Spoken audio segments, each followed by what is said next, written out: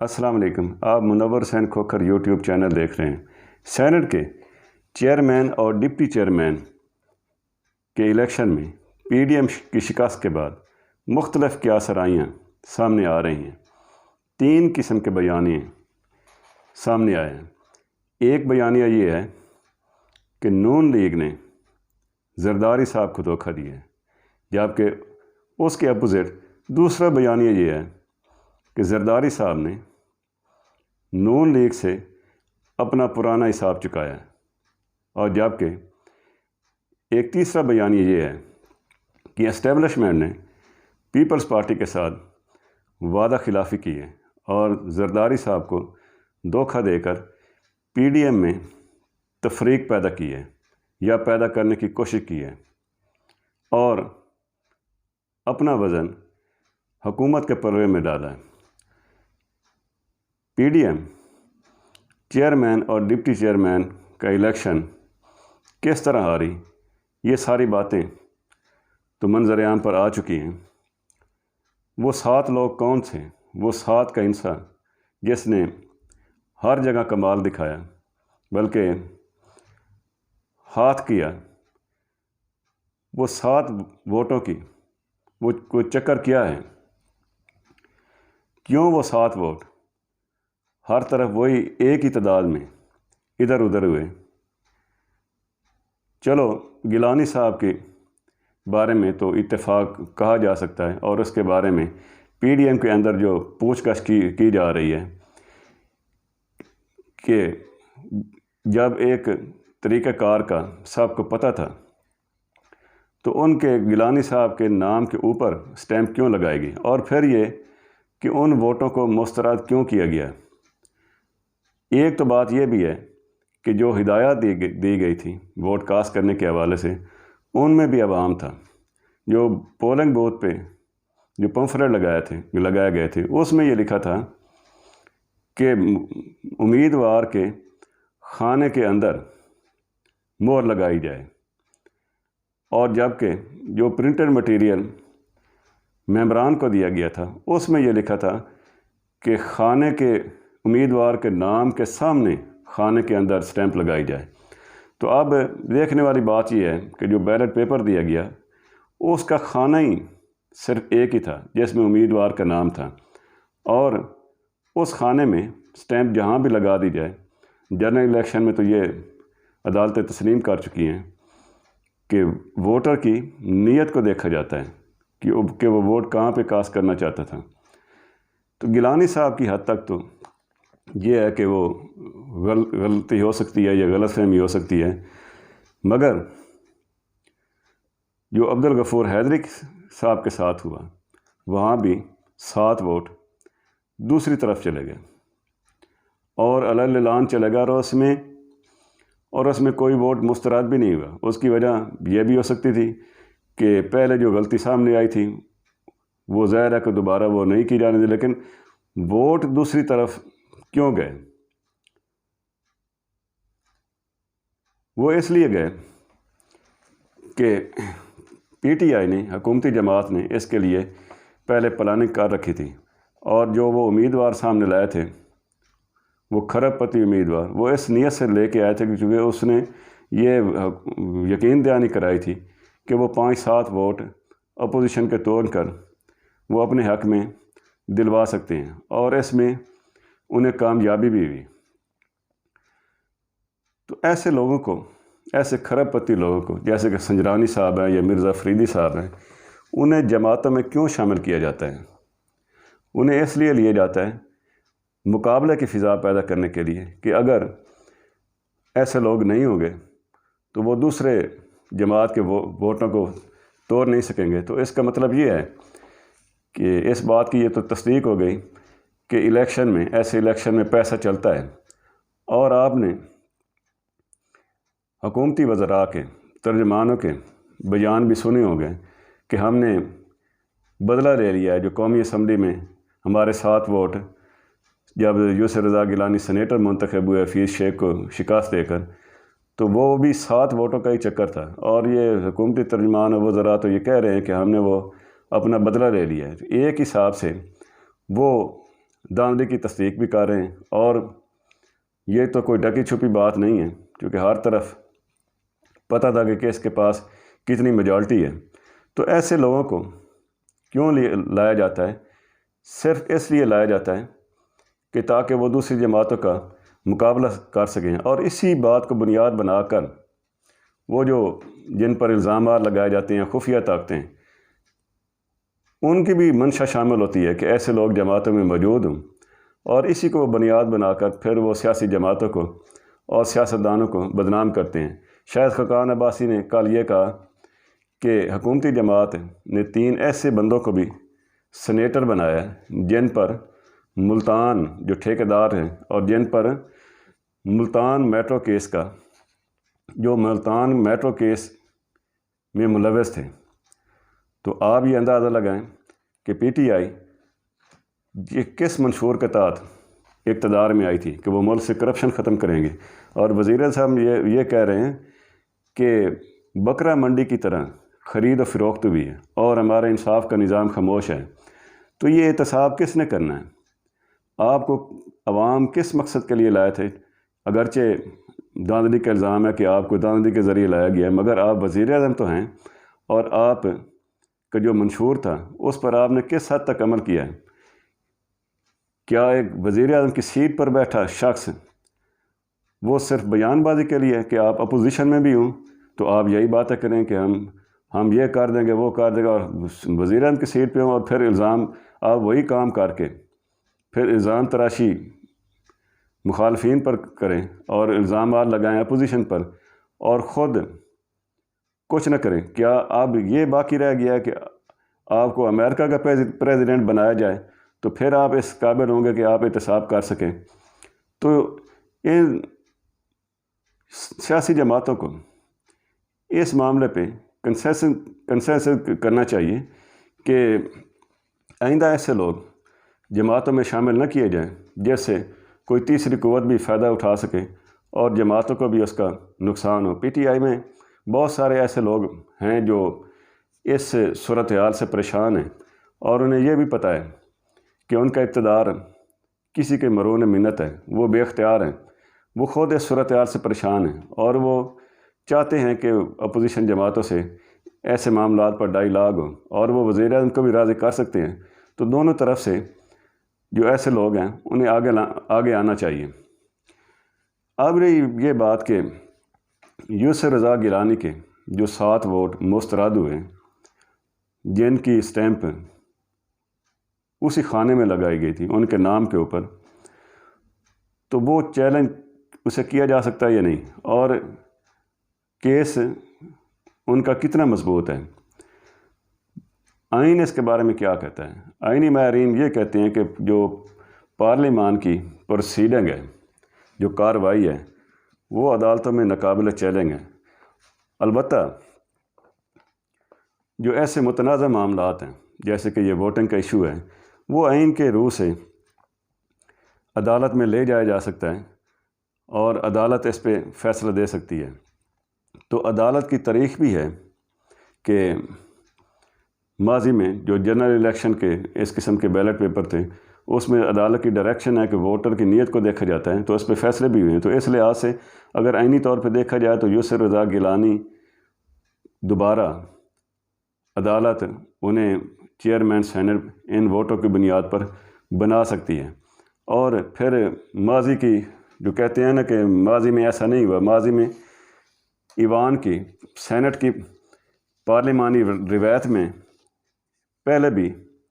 ایسے واقعات ہو چکے ہیں، اور وہ بھی میں آپ کو بتاتا ہوں۔ ماضی میں ایسی کئی مثالیں موجود ہیں، مثلاً جب چیئرمین اور ڈپٹی چیئرمین جو 1997 عیسوی میں الیکشن ہوا، اس میں کیا ہوا؟ اس میں یہ ہوا کہ وسیم سجاد جو کہ 4تھی مرتبہ چیئرمین سینٹ بنے تھے،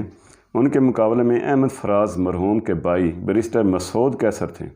وسیم سجاد کے 18 ووٹ اسی طرح مسترد ہوئے، اور اس وقت سینٹ کا ایوان 87 رکنی تھا۔ اجمل خٹک صاحب پریزائڈنگ افسر تھے۔ وسیم سجاد کے 18 ووٹ مسترد ہونے کے باوجود وہ چیئرمین سینٹ کا الیکشن جیت گئے۔ جب وہ چیئرمین بنے تو ڈپٹی چیئرمین کا انہوں نے الیکشن کرایا، اس میں بھی اکبر بگٹی مرحوم کے داماد ہمایوں مری ڈپٹی چیئرمین کے امیدوار تھے، ان کے بھی 18 ووٹ اسی طرح خراب ہو گئے، لیکن وسیم سجاد نے یہ 18 ووٹ درست قرار دے دیے اور رولنگ دی تھی کہ ووٹر کی نیت کا پتہ چل رہا تھا کہ وہ کسے ووٹ دینا چاہتے تھے۔ سینٹ سیکریٹریٹ میں سارا ریکارڈ موجود ہوگا۔ سوال یہ بھی بہت اہم ہے کہ پریزائڈنگ افسر مظفر حسین شاہ کی رولنگ چیلنج ہو سکتی ہے یا نہیں۔ چیئرمین اور ڈپٹی چیئرمین کا الیکشن آئین کے آرٹیکل 69 کے تحت پارلیمنٹ کی انٹرنل پروسیڈنگ میں آتا ہے۔ تاہم 1997 عیسوی میں ہی ایک اور واقعے سے پتہ چلتا ہے کہ پارلیمنٹ کی انٹرنل کارروائی بھی عدالت میں قابل چیلنج ہے۔ یہ تو میں نے آپ کو ماضی کی پارلیمانی روایت کا حوالہ دیا، تو اس لحاظ سے یوسف رضا گیلانی کا کیس تو مضبوط بنتا ہے، مگر اب سارا انحصار عدلیہ پر ہے، اور ظاہر ہے کہ عدلیہ پر بھی دباؤ ہوگا، اور وہ اس دباؤ کو کس حد تک قبول کرے گی، کیونکہ اگر یوسف رضا گیلانی کے حق میں فیصلہ آ گیا اور وہ چیئرمین بن گئے تو اس کے بعد اپوزیشن یہ چاہے گی وہ مرزا افریدی جو ڈپٹی چیئرمین ہیں ان کے خلاف بھی تحریک عدم اعتماد لے کے آئیں گے۔ اور آپ بلاول بھٹو صاحب نے تو یہاں تک کہہ دیا کہ عدلیہ سے اگر فیصلہ نہ ہوا تو وہ صادق سنجرانی صاحب کے خلاف بھی تحریک عدم اعتماد پیش کریں گے۔ تو ان حالات میں جیسے وہ سنجرانی صاحب کے خلاف پہلے عدم اعتماد کی تحریک ناکام ہوئی تھی، اس میں ناکامی کے چانسز زیادہ ہیں۔ البتہ سپریم کورٹ سے اگر فیصلہ آ جاتا ہے تو پھر ہو سکتا ہے کوئی امکان ہو، مگر جنہوں نے یہ سارا کچھ کروایا ہے وہ نہیں چاہیں گے کہ گیلانی صاحب کے حق میں فیصلہ ہو۔ تو اب آ جاتے ہیں جو اس وقت جو دو تین بیانیے چل رہے ہیں اس کی بات کرتے ہیں۔ پہلا بیانی جیسے کہ میں نے پہلے ذکر کیا وہ یہ ہے کہ نون لیگ نے اس الیکشن میں زرداری صاحب کو دھوکہ دیا، اور یہ بات سینئر تجزیہ نگار ہارون الرشید صاحب نے کی ہے۔ ظاہر ہے کہ ایسے لوگوں کے پاس انفارمیشن بہت زیادہ ہوتی ہے، جو کہ یہ نہیں کہنا چاہیے کہ وہ کسی کے لیے استعمال ہوتے ہیں، بلکہ انفارمیشن لیک کرنے والے اپنے مقاصد کے لیے انہیں ایسی انفارمیشن دیتے ہیں تاکہ وہ اپنے مقصد کا نادانستہ طور پر بیانیہ بنایا جا سکے۔ سینئر تجزیہ نگار ہارون الرشید صاحب وہ بھی حیران ہوئے، وہ کہتے ہیں کہ سینٹ الیکشن میں اس طرح متوقع نہیں تھا جو کچھ ہوا ہے، جو پچھلی دفعہ حکومت کے ساتھ ہوا تھا اب کی بار اپوزیشن کے ساتھ ہوا ہے، اور دونوں نے ایک ہی نسخہ استعمال کیا۔ اگر گیلانی جیت جاتے تو ان کا اگلا قدم صدر کے خلاف عدم اعتماد تھا، دوسرا سپیکر کے خلاف تھا، اور تیسرا یہ کہ وزارت عظمیٰ کے امیدوار زرداری صاحب خود تھے۔ یہ ہارے کیوں ہیں؟ لوگ یہ کہہ رہے ہیں کہ یہ کام شہباز شریف نے دکھایا ہے۔ نون لیگ کے لوگ خود اس طرف میل تھے کہ ہماری ساری سیاست تو زرداری کے ساتھ زرداری کے ہاتھ میں چلی گئی ہے، جو وزیر اعظم بننے کے خواب دیکھتا ہے۔ آگے انہوں نے کہا کہ سینٹ الیکشن میں پہلا سکینڈل تو یہ آیا کہ پولنگ بوتھ میں کیمرے لگے ہیں، پھر کہا گیا کہ سنجرانی صبح تک سینٹ میں رہے۔ یہ سینٹ الیکشن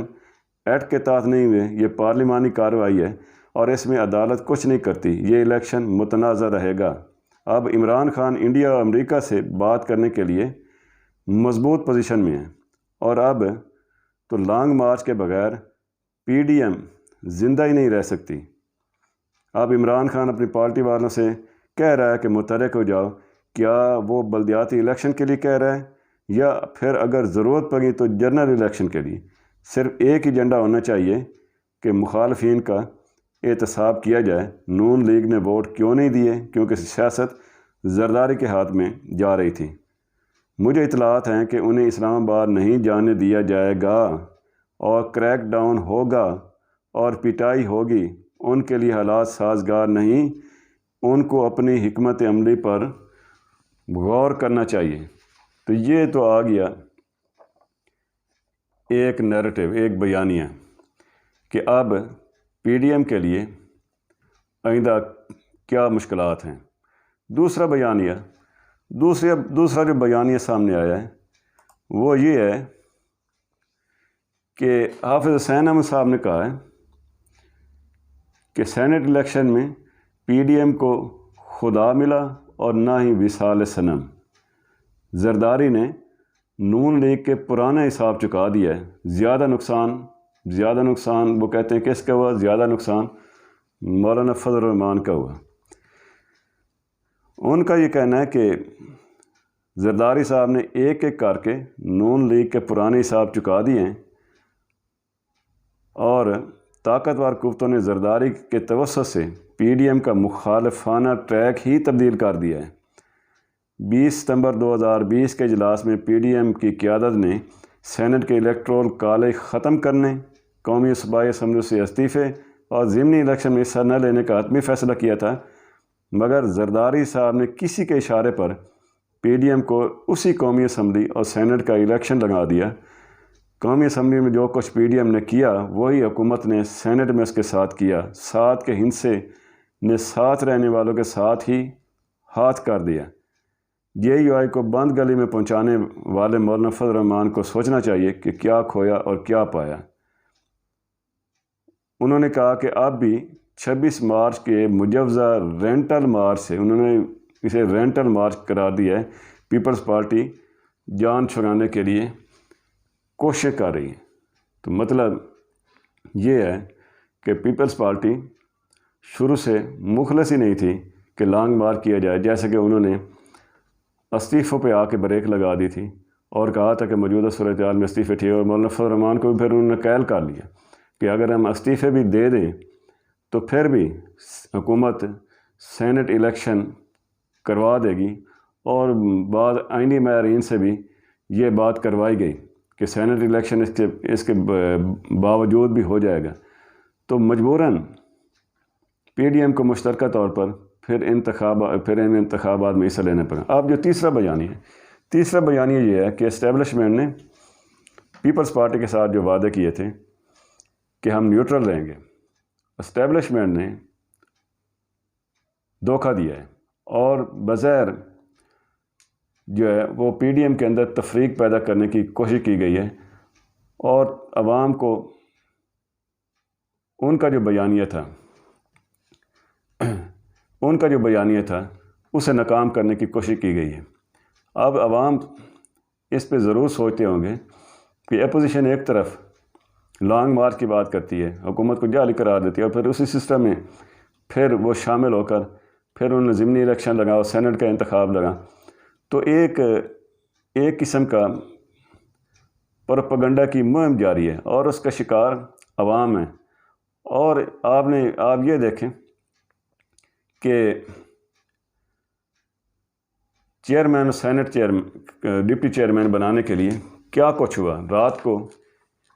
کس نے رات 3 بجے خفیہ کیمرے لگائے؟ یہ بھی کوئی بات ڈکی چھپی نہیں رہی کہ وہ کون لوگ تھے، وہ کون سا ادارہ تھا جس نے یہ کام کیا۔ اور پھر سارا دن پھر جب یہ بات لیک ہو گئی اور کیمرے برآمد ہو گئے تو اس کے بعد سارا شور شرابہ، اپوزیشن کی ساری توجہ انہیں کیمروں کی طرف چلی گئی، اور کسی کو یہ سمجھ نہیں آئی کہ جو پریزائڈنگ آفیسر بنایا گیا ہے وہ حکومتی اتحاد کا آدمی ہے، وہ کوئی فیصلہ ان کے خلاف بھی کر سکتا ہے، اور پہلی دفعہ صدر نے اسے پریزائڈنگ آفیسر نامزد کیا۔ تو یہ بات بھی مشکوک ہوتی ہے، اور اس کے پیچھے بھی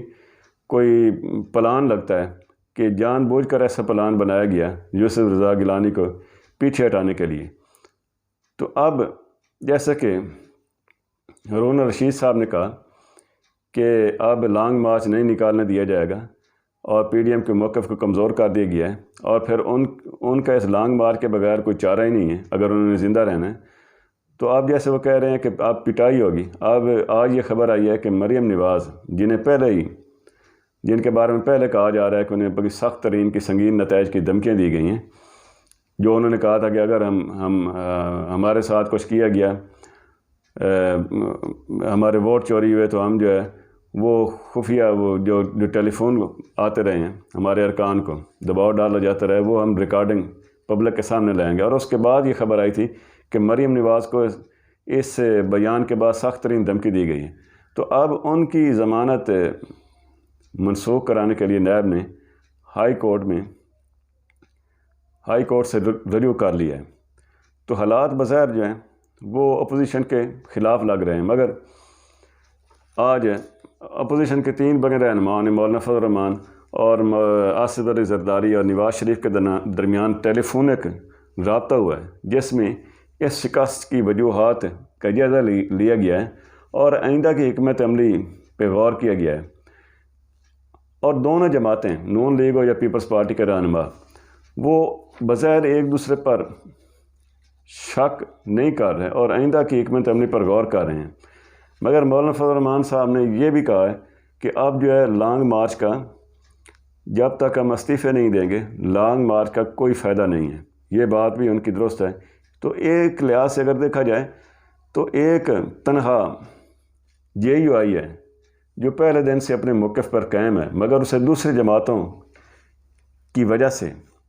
ان کے مختلف رویوں کی وجہ سے، ان کے مختلف فیصلوں کی وجہ سے انہیں ان کے ساتھ چلنا پڑا ہے، کیونکہ وہ اتحاد کے سربراہ تھے اور وہ PDM کو برقرار رکھنے کے لیے ظاہر ہے دوسری جماعتوں کی بات بھی ماننا پڑتی ہے۔ تو اب PDM کے لیے سب سے مشکل بات یہ ہے کہ وہ لانگ مارچ کیسے نکالتے ہیں۔ آپ کو یہ پتہ ہے کہ جو اس ٹائم جو نیو جنریشن ہے پاکستان کا، جو 60% ووٹر ہیں وہ نوجوان طبقہ ہے، جس میں 2018 کے الیکشن کے بعد 40% جو نوجوان ووٹر تھے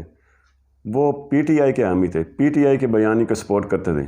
ظاہر ہے جو پرانے لوگ ہیں، جو پرانے ووٹر ہیں، جنہوں نے ماضی میں حالات دیکھے ہیں، جنہوں نے